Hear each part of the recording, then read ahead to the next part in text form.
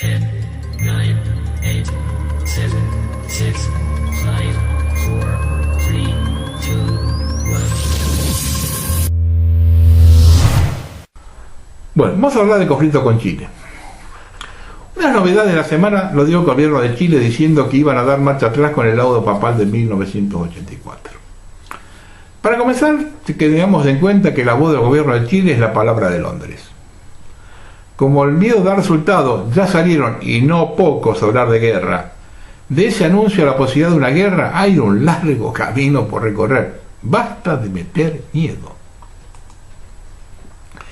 Si alguien tras la cordillera, acorralado por la crisis, quiere salir hacia adelante, ¿qué quiere que le diga? Las acciones de un loco no se pueden prever. Aún así, no creo que sea tan fácil en el país trasandino convencer a la gente de una guerra. ¿Es Inglaterra atrás de todo esto? Por supuesto. ¿Tiene misiones sobre nuestro territorio? No lo creo. Con su presencia en Malvinas dominando el único paso natural y oceánico navegable todo el año como es el estrecho de Magallanes, le alcanza. Lo que está en juego es la proyección sobre la Antártida. De esto no hay ninguna duda. Hablar de la navegabilidad en el paso de Drake como una excusa es ridículo. Son las peores aguas para navegar en el mundo. Contra un estrecho como el de Magallanes, solo es vender humo para sembrar el pánico. Lean la bitácora de Víctor Dumas cuando dio la vuelta al mundo. Ahora bien, si lo analizamos geopolíticamente, es una excelente noticia, ya que retroceder a 1983 y comenzar a discutir todo nuevamente es lo mejor que nos puede pasar, a sabiendo que la aceptación de Argentina al laudo papal es inválido. Si nos remitimos al final del siglo XX, para no andar en la historia, en 1970 el gobierno de facto de general Onganía acepta un arbitraje de la reina de Inglaterra, absurdo de todo punto de vista, puesto que ese país estaba usurpando parte de nuestro territorio. Eso da la pauta de cómo defendían los intereses del país. Ese fallo se dicta en 1977, cuando gobernaba otro gobierno de facto. El general Videla no acepta el veredicto que otorga toda la zona en conflicto a Chile. Luego de un periodo de inestabilidad entre ambos países, Videla y Pinochet en 1979 acuerdan someter todo a un nuevo arbitraje, esta vez al Papa Juan Pablo II, dos presidentes de facto, con larga carga sobre las espaldas de violación de derechos humanos. Con una modificación hasta el día de hoy que no se entiende en ese momento cuando se da la mediación al Vaticano. La Argentina era un tremendo signo de debilidad o de presiones que nunca se establecieron y que más tarde se puede ventilar como una estrategia británica, adjunta al arbitraje la cuestión del estrecho de Magallanes. El fallo papal, conocido el 12 de diciembre de 1980, también benefició a Chile, ya que las islas quedaron bajo su dominio, como hacía el estrecho de Magallanes. Con la mínima diferencia se le otorgó a Argentina un sector de la zona económicamente exclusiva, que obraba como una especie de tapón a las pretensiones chilenas sobre el océano Atlántico. Eso también fue rechazado por el gobierno militar, y aquí viene la gran maniobra británica. Y ojo con esto, porque esto es así, En 1982 mueve sus piezas sobre las Islas Georgias, y por otra la reacción argentina para la recuperación de las Islas Malvinas. Quienes quieran conocer la verdad sobre la guerra de Malvinas, busquen Populus, los dos programas especiales que hice en 2016. El primero sobre cómo se generó la guerra y el segundo las traiciones. Están ahí, yo los vi la vez pasada, están todavía ahí. Maniobra esta que ya había comenzado 4 meses antes, en diciembre de 1981, cuando Galtieri derroca al general Viola. Porque Galtieri, en un viaje a Estados Unidos, unos meses antes, cuando era jefe del ejército, había dejado traducir la posibilidad de modificar el estatus de la cubo de las Islas Malvinas. Ese era el momento esperado por Inglaterra, ahí tenía el tipo justo en el lugar justo. En febrero de 1982 ya se habían desparramado espías por toda la Argentina. Una vez perdida la guerra y los militares entregando el poder a los civiles en el peor momento histórico de los uniformados, nuestro país no tenía margen para no reconocer el fallo. Otra gran movida inglesa. Alfonsín, emulando a Poncio Pilato, llama un referéndum o plebiscito que no estaba contemplado en la Constitución. El padre de la democracia, que terminaba cada acto político recitando el preámbulo y hablando permanentemente de volver a la Constitución, se la pasó por el culo. Convocaron con la excusa de que no era vinculante, pero el Congreso no lo aprobó hasta después del resultado. Y aquí ve la complicidad del peronismo. Se hace un debate en televisión que marcó un pico histórico de rating, presentado por Alfonsín en cada acto previo como que la Argentina debía elegir entre la paz o la guerra. Dicho esto, a 2 años del conflicto de Malvinas. A ese debate acude, por el sí, el canciller Dante Caputo, un hombre muy preparado en la Sorbona de París, en el pico histórico de su vida. Por el no, el Partido Justicialista aporta al senador Leonidas Sadi, en el final de su vida biológica y con problemas mentales y de memoria. Fue cómico verlo buscar apuntes que no encontraba revoleando papeles y diciendo cosas sin sentido. Una verdadera vergüenza cuando había gente informada y preparada para debatir. Allí se consumó la entrega. Por eso sostengo que regresar al momento previo al laudo y comenzar nuevamente a debatir es lo mejor que nos puede pasar. Eso sí, con un gobierno que defienda los intereses nacionales y no esta banda de entreguistas y traidores que gobiernan al país desde 1976 hasta ahora, y para estos menesteres tener un uniforme fue lo mismo. Con este gobierno particular, o te ponen el país de punta al borde de un conflicto, o entregan hasta Tierra del Fuego. Son zurdos entreguistas y necesitan un conflicto para cerrar líneas. No le pidan mesura y patriotismo a esta gente. Y para aquellos que usan la guerra, les digo que hoy ganan las guerras no los mejores ejércitos, sino los mejores jugadores de ajedrez.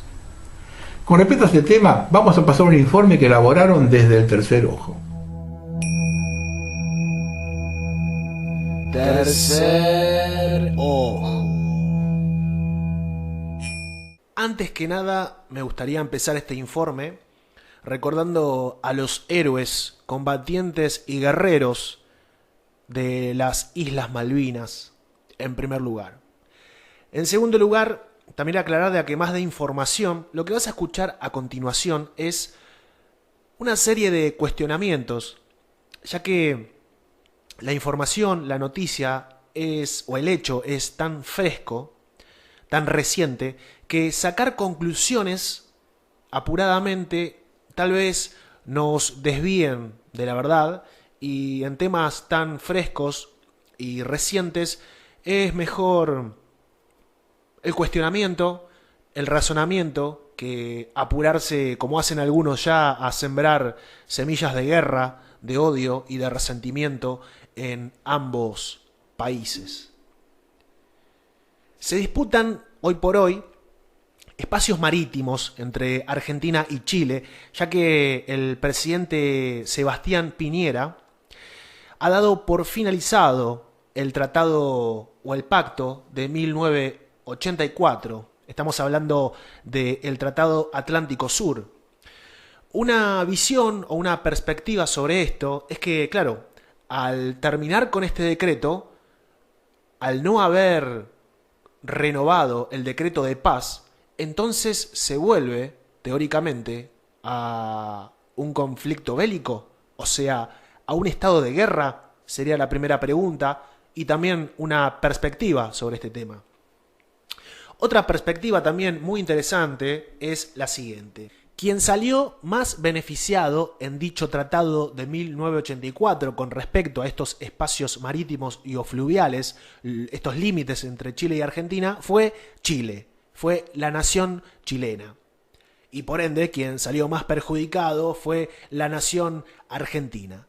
Entonces, esto quiere decir de que esta oportunidad de volver a fijar los límites es una oportunidad que podría beneficiar a la Argentina para reclamar los atributos que les corresponden y por ende ponerle de una vez por todas los límites a la nación chilena en lo que respecta, como te dije, a estos espacios fluviales, que atrás de esto, como siempre, hay negocios ajenos a nuestra economía. Y además de perspectivas o puntos de anclajes para un análisis, habría que tener en cuenta una ramera llamada Gran Bretaña.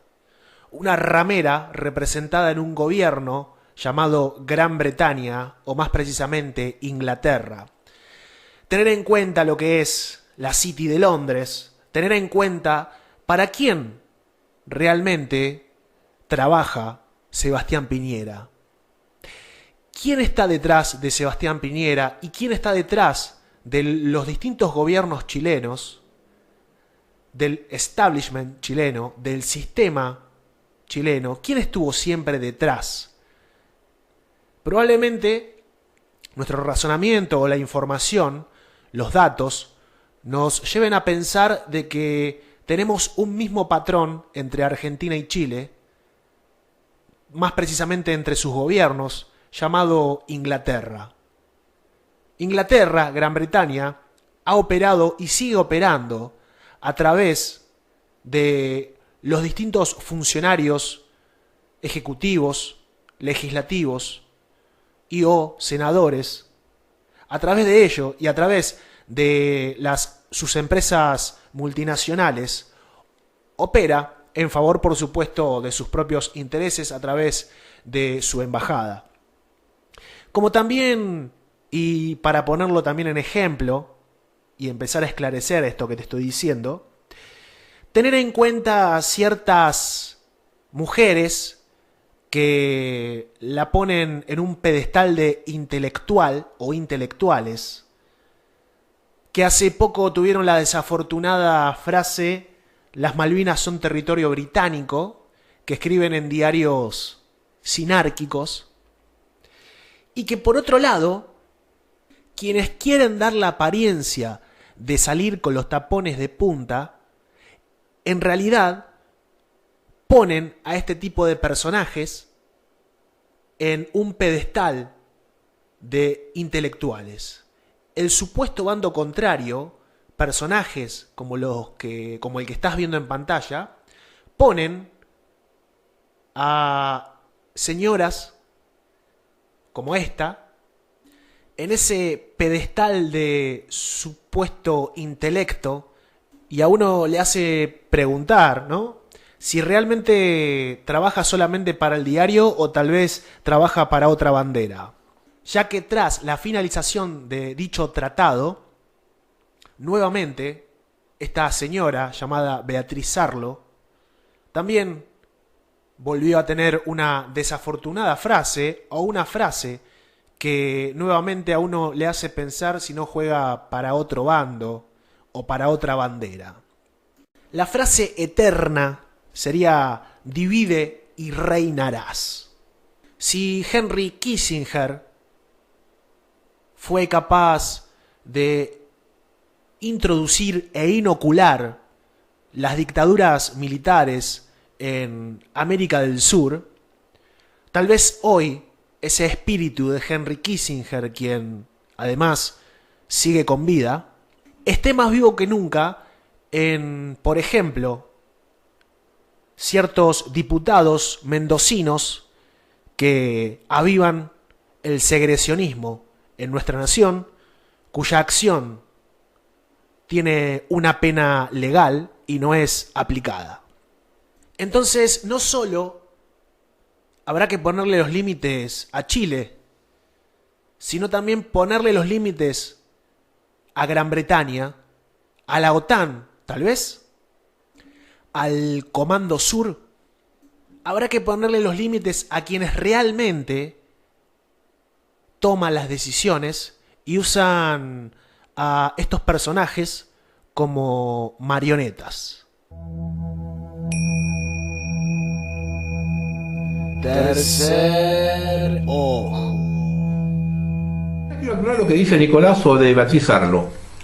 El diario La Nación, en febrero de 2012, publicó entera una propuesta alternativa adornada con una cruda e hiriente imagen de la derrota militar, seguida de otras 20 imágenes que evidentemente pretendían mostrar el carácter británico de las islas en disputa, en la cual los autores, enteramente acordes con la postura del Reino Unido, cuestionaban la política del Estado respecto a Malvinas diciendo, diario La Nación: creemos que es hora de examinar a fondo esa política a partir de una convicción de la opinión pública argentina está madura por una estrategia que concilie los intereses nacionales legítimos con el principio de autodeterminación sobre el que se ha sido fundado este país.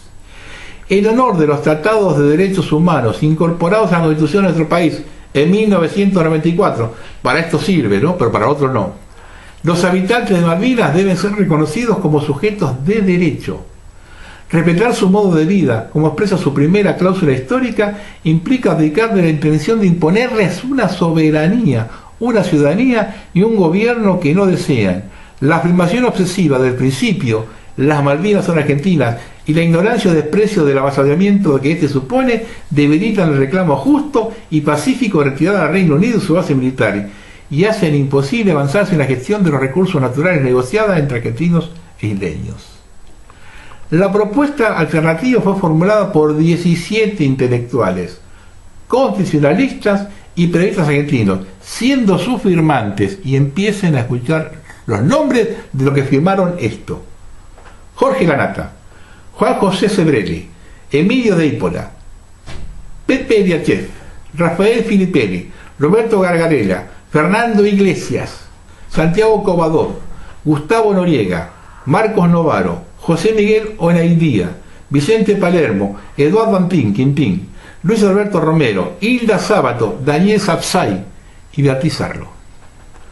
Casualmente, poco después, en marzo de 2013, en forma coincidente con el grotesco referéndum que hizo Reino Unido en Malvinas, que arrojó que el 99% de sus 1.517 votantes querían mantener su actual estatus, Sarlo viajó a las Malvinas. Y a su regreso, abandonando su postura de negarse a escribir biográficamente, publicó un libro que tituló Viajes de la Amazonia a las Malvinas. Esto último lo publicó Striptease del Poder.